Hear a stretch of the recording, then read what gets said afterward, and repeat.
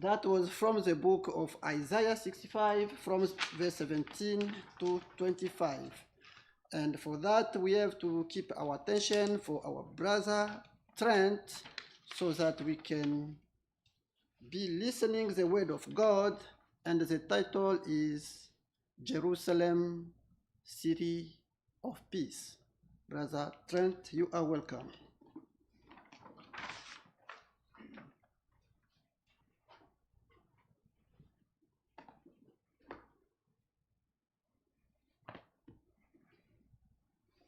Good morning, my fellow travelers.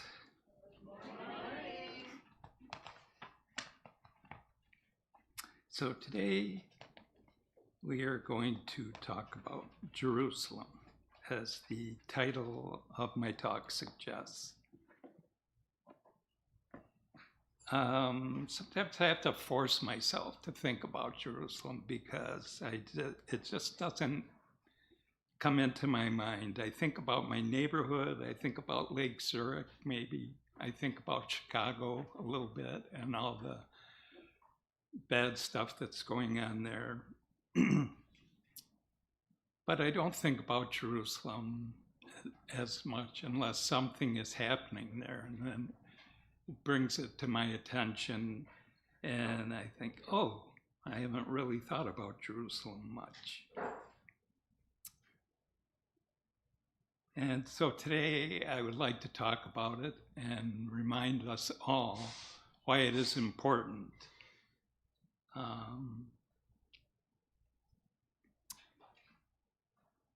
Who has, I think several have been to Jerusalem. Who here has been there? Yeah, there's a few. Can I ask, why did you want to go there? Anyone offer an City of the Great King. Did you see the Great King when you were there?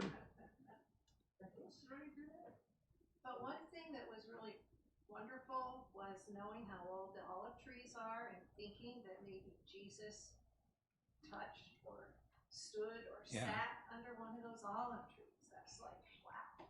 Yeah. So you get a sense of the history and all the things that happened there, right? Mickey?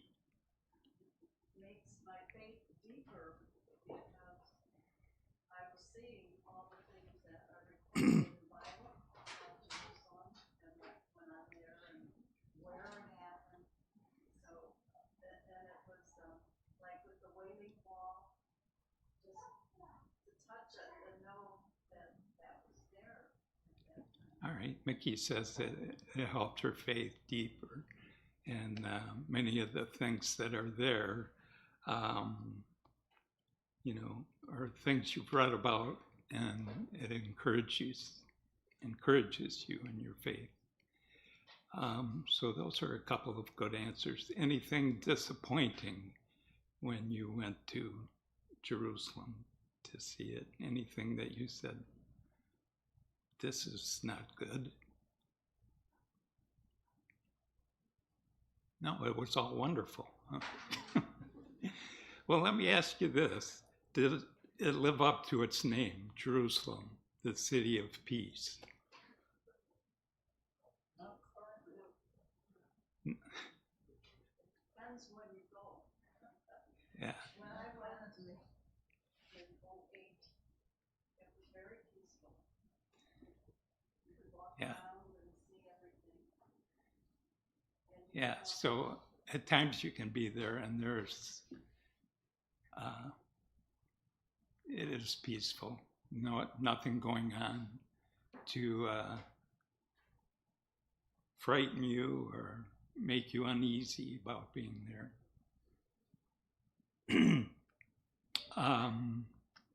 What about if you compare it to what Ramazani read in Isaiah? How does it compare to that? Probably not at all, right? It's kind of Isaiah describes a city that doesn't exist. as far as we know. So,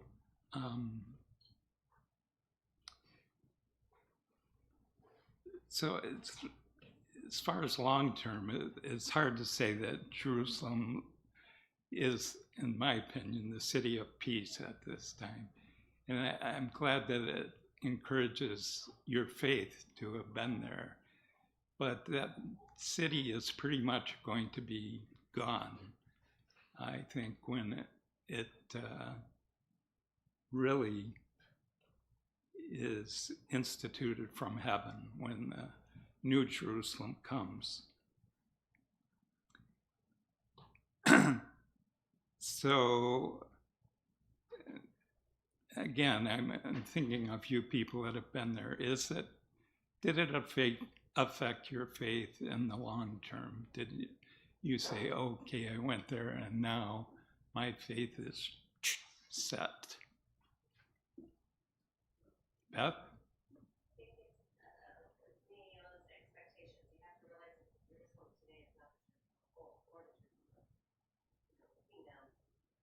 Right.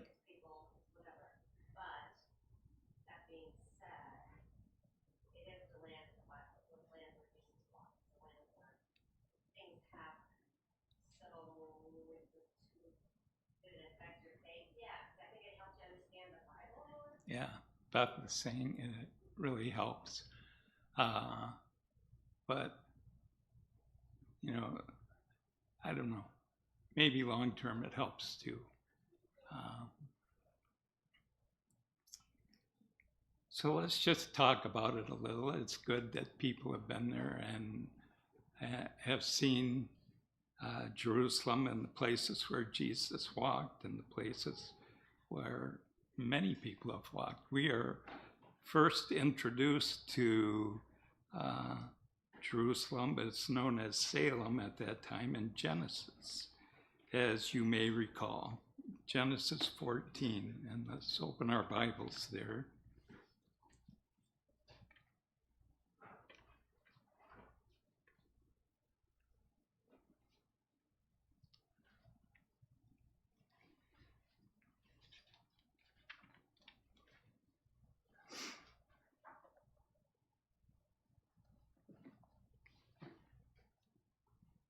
And here it's called Salem.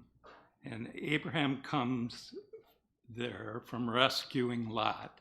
He brings the whole group there, and they are in this valley outside of what is known as Salem.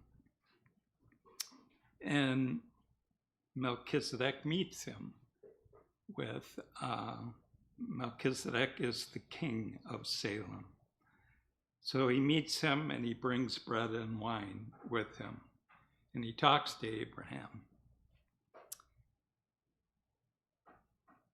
And he reminds Abraham how the Most High God has blessed him. Now, there's some things about this event that I guess I never thought of before. And that is that Abraham may have brought the people there to show them Melchizedek, and to have a contrast between Melchizedek and the king they did formerly serve, which was the king of Sodom and the various kings of the cities in the Green Valley where Lot went. So he brings all these people there, and I never thought of this either, that I always thought he was bringing bread and wine for himself and Abraham to share, but I now think he was bringing bread for all the people that had come back from this great tragic journey that they were on. They had been captured and brought back, and he comes out, and all these people camped in the valley, and he brings them bread and wine and feeds them. And now he tells Abraham, you're blessed. You went on this mission, and God blessed you. He gave your enemies into your hand. And I think it may be an indication of how Abraham did that exactly. He did it with the help of God, just like Melchizedek lived his life. We know from Psalm 110 that David says, "The Lord said unto my Lord, sit at my right hand until I make thine enemies a footstool." And I think Melchizedek lived his life like that as well. He did not trust in himself. He did not have an army, as far as I can tell, that forced people to be at peace with him. He depended on God to deliver his enemies into his hand.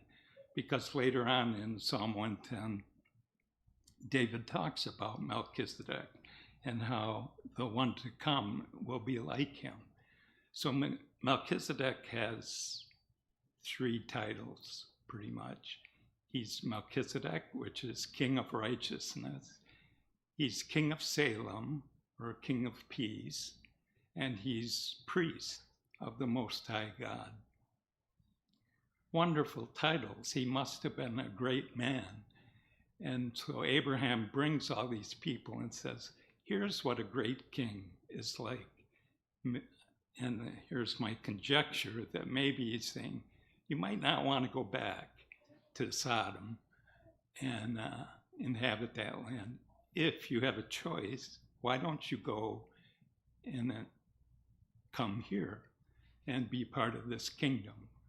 But Melchizedek, when he comes out there, he said, there'll be no fighting. I mean, that's just what he is. He's king of peace, so there's not going to be any fighting. And I think it's up to these people's free will. If they want to be part of this city called Salem with this wonderful king, they can be, but he's not going to force them. And it seems that they all choose to go back to their homes in Sodom. And what happens later on? They're all destroyed, right? Because they went back to their homes and said, we're happy with the way we were living. We're happy that our kings fight. We're happy for all the wickedness that goes on there. I'm sure they didn't say that, but they were happy enough. So they just went back with the king. It appears this might be a new king of Sodom because we thought that their king was killed in the battle when the kings of the east came. It appears they were, so maybe this is a new king. But note that when this battle happens, when the kings from the east came, Melchizedek was not involved in any of that. Somehow he stayed above it. He was not involved in the battles. He did not ally with those kings. And we'll talk about that a little more later. Melchizedek maintained his king of peace role. He did not participate in war.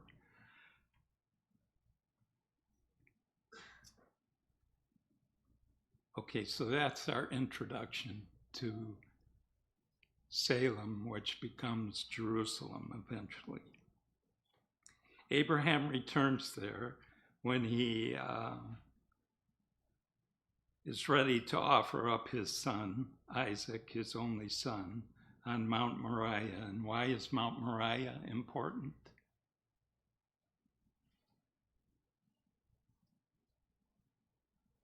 Because it's the place that Mickey was just talking about.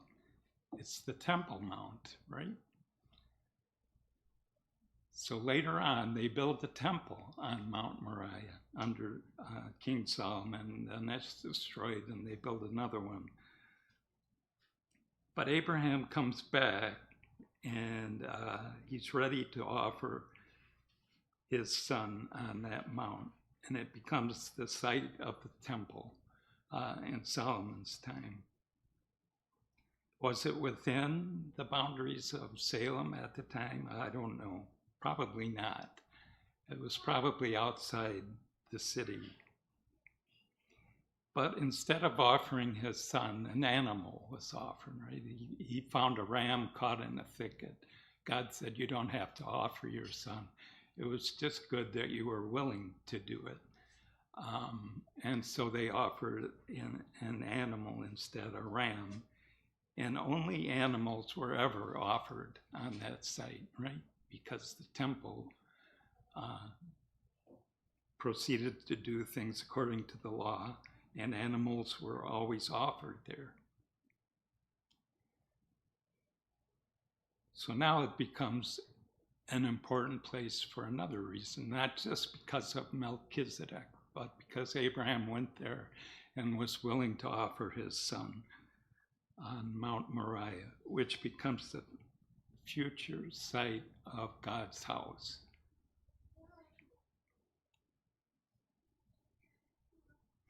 Now let's go up to David. There are some things that happen in between. Jerusalem, when they come into the land, is as the king Adonai-Zedek, who comes out to fight against them, and they destroy him. He's killed. But they do not occupy the city, and somehow the Jebusites get into the city and they don't give it up. And they're there at the time of David. David knows the significance of this city, so he wants to get it into Israel's control, which only makes sense.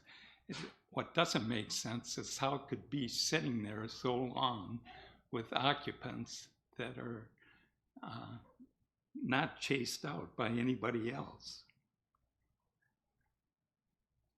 It's a wonder that they could even survive, the Jebusites in there.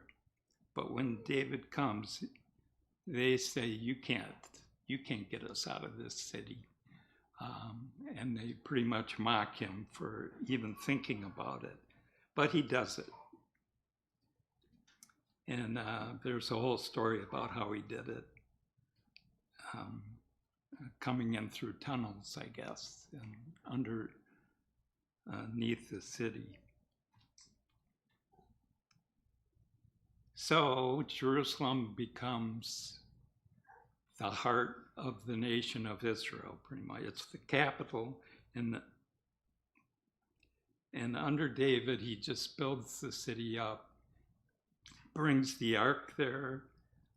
He makes it the holy city, and he is the king. But David is the man of war. So it's not really Jerusalem, the city of peace yet. It is because God says, I can't even let you build my house because you have blood on your hands. Even though David was beloved by God, he was a man after God's own heart. He says, you are really not the king of peace. You might be the king of righteousness, as Melchizedek says, because David was righteous. Even though he was a sinner, he knew how to be forgiven. He knew how to depend on God's mercy and kindness. And he could point other people in that direction to be righteous through God's mercy and kindness. But he was not king of peace. In fact, right after that psalm that Ramazani read this morning, Ramazani read Psalm 100. In Psalm 101,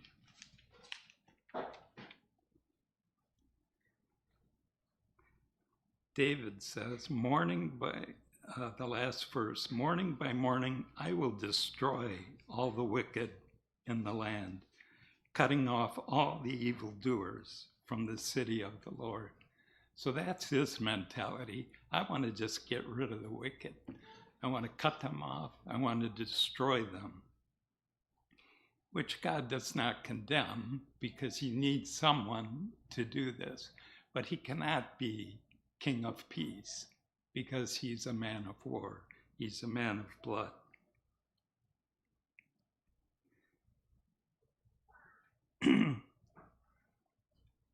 So one of his sons rises up and says, well, I'll be king and I'll do better than my father. And that was Absalom. And his name also has peace in it, right? It means father of peace, something like that. But he was a false Messiah. He was not anointed, and he should not have been king. And he did not bring peace to Jerusalem at all. In fact, he brought conflict there. He made it very unstable, and he put a false front up before the people, and he became a symbol of a false king. So there was a false peace when Absalom was trying to get there. Even though his name meant peace, father of peace, he was not bringing peace at all. He was bringing destruction. So then comes Solomon, who really is the king of peace, right? His name means peace, peaceable one. Solomon never fights a battle. He uses his mind and his will to serve God to bring peace to Israel. He brings peace on all sides through his mind and through his thinking. God helps him with his wisdom. But it turns out Solomon, although he appeared to be, he's not the king of righteousness. He brings bad things into Jerusalem. He brings false gods in because of his wives. So he is the king of peace, but he is not the king of righteousness. In fact, he leads the people astray because of what he's done. He builds false temples and things like that.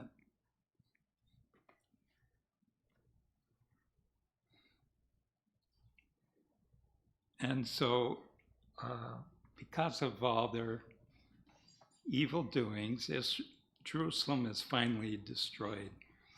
They have a good king in there, a few good kings. Hezekiah is much like Melchizedek, I think. He trusts in the Lord completely. He says, I'll sit at your right hand if you make my enemies a footstool, which God does. He destroys the Assyrians who are camped by Jerusalem. Hezekiah has to do nothing except depend on God. And God says, you sit here and watch while I take care of these enemies of yours. So he does that. And he is rewarded for that, but he also cannot maintain completely his faith. And Jerusalem eventually ends up being captured and destroyed. So now we come to Jesus. He's the true anointed one. He's been anointed as the Son of God. He is the King. He is, as Bruce said, the one that they're talking about. This is the city of the King. When Jesus says, don't swear by all these things, he says one of them is, don't swear by Jerusalem, because that is the city of the great King. And he is the great King designated by God. But Jerusalem is a dangerous place for Jesus. every time he goes there, someone wants to kill him, or there's plans to kill him. So even though he's the great king, Jerusalem's not a safe place for him. Look what he says. It's a familiar passage in Matthew.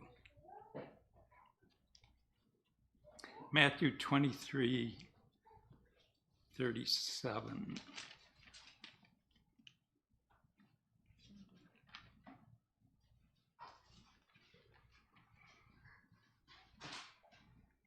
He says, "O Jerusalem, Jerusalem, killing the prophets and stoning those who are next to you, or sent to you. How often would I have gathered you, your children, together as a hen gathers her brood under her wings, and you would not."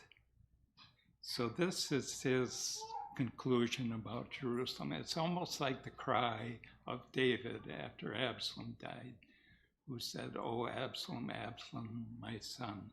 Jesus has a similar cry about Jerusalem. Why can't you listen? Why can't you do the things that God intends for you? Why can't you be the city of peace? Instead, you want to destroy the prophets that are sent to you. You want to destroy the Son of God who was sent to save you.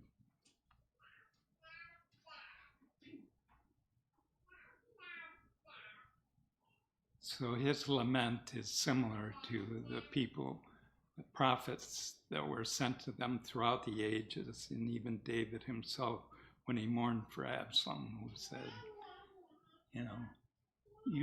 you destroyed yourself, and it was just quite the shame. Maybe David felt responsible for a lot of it, what happened to Absalom. But Jesus is saying the same thing about Jerusalem. You're supposed to be the city of peace, the foundation of peace. And what you do, you kill people. You kill the ones that are sent to you. You're violent. Also, Matthew 11. They had John the Baptist sent to them, as well as Jesus, all the apostles.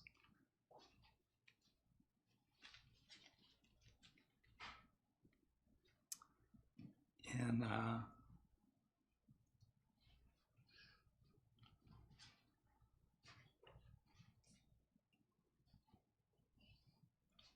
verse 12 of John 11 says, "Since the days of John the Baptist until now, the kingdom of heaven has suffered violence, and men of violence take it by force." And isn't that true? Even David took it by force.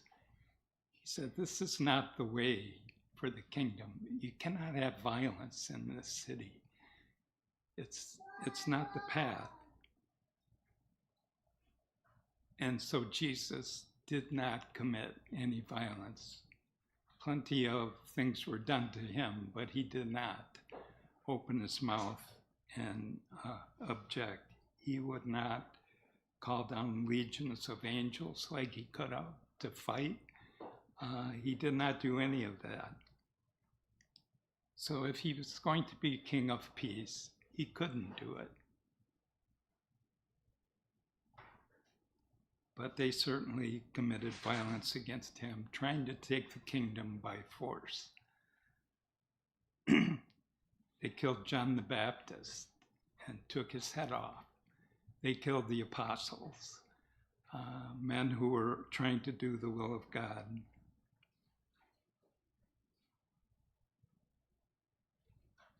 So,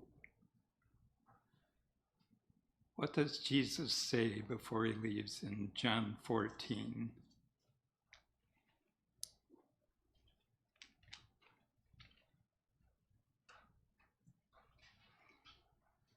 I know these are all familiar verses to you, but they were good reminders to me to think about Jerusalem.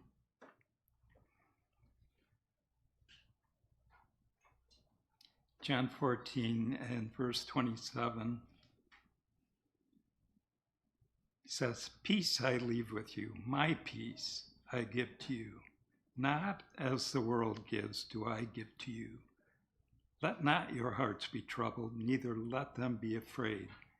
You heard me say to you, I go away, and I will come to you. If you loved me, you would have rejoiced, because I go to the Father, for the Father is greater than I. And now I've told you before it takes place, so that when it does take place, you may believe. I will no longer talk much with you, for the ruler of this world is coming. He has no power over me.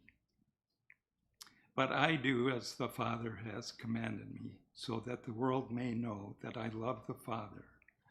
So he says, I'm going to leave peace with you, not as the world does. And I think he says an interesting thing that I didn't think about before, and that is that the ruler of this world is coming.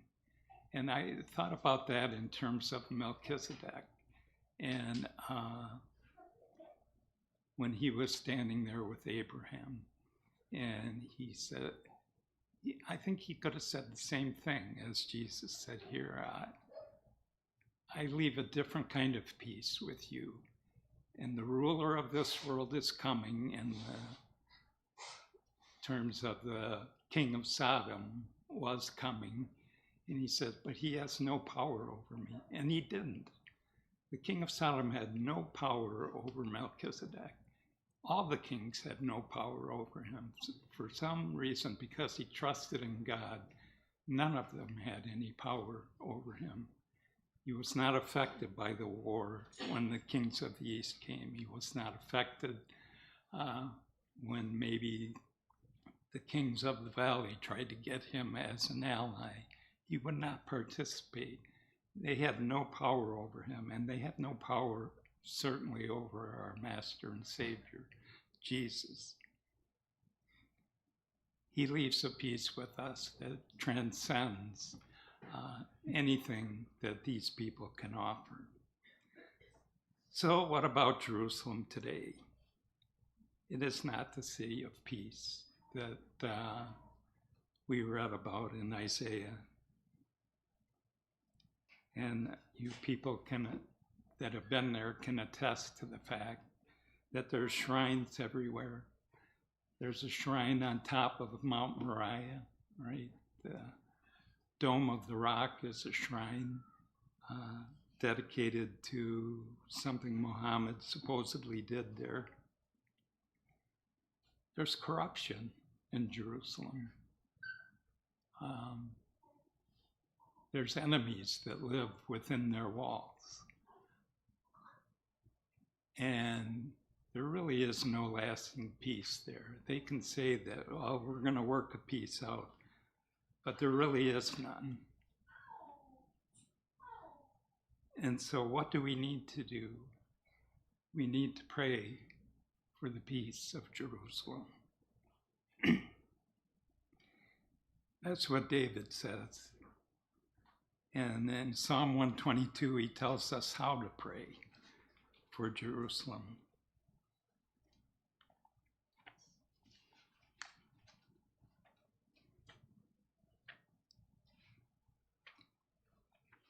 So let's look at that for a minute.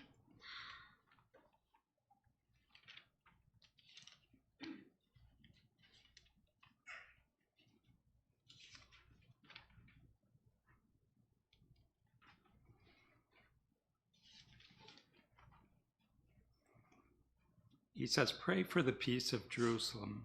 And here's how you pray. May they prosper who love you. Peace be within your walls, and security within your towers. And then he says this, for my brethren and companions' sake, I will say, peace be within you. So pray for your brothers and friends for the peace of Jerusalem. And for the sake of the house of the Lord our God, I will seek your good. Pray for all those things concerning Jerusalem. Pray for your friends, your brothers and sisters, that they could be there when there is true peace.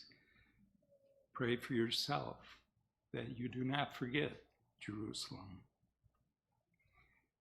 Pray for the house of the Lord, which doesn't even exist except in this spiritual community. This is the only house of the Lord now. The house that used to be there is razed, it's gone. And the Temple Mount has nothing on it of value except, for other religions.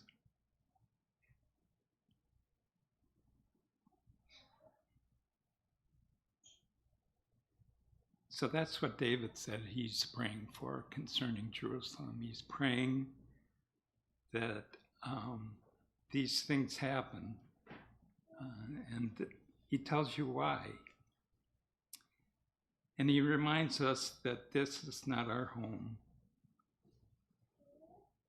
And as Hebrews 11 says, that all our forefathers, Abraham, he could have gone back to where he came from, but he didn't, because he was glad to be free of that land from which he came.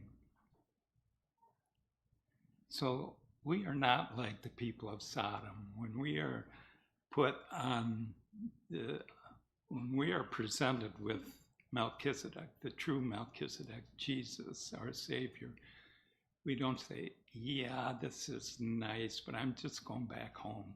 Have you seen my house? It's pretty nice. Have you seen the valley I live in? It's all green, and I can look out the window and see wonderful things, and it's pretty much peaceful there. I think I'll just go back to my home. We can't do that. We have to go as Abraham did and keep going at the direction of our God and his Son. We have to live in faith and say, this is not our home. We have a home that we're thinking about. And you know what's good about praying for the peace of Jerusalem? It reminds us that we are citizens of that city, the one to come in the future, the one that we read about in Isaiah. And just remember all those wonderful things that Isaiah said about that time when Jerusalem truly becomes the city of peace. He finishes by saying what I think we should always remember: they will not hurt or destroy in my holy mountain.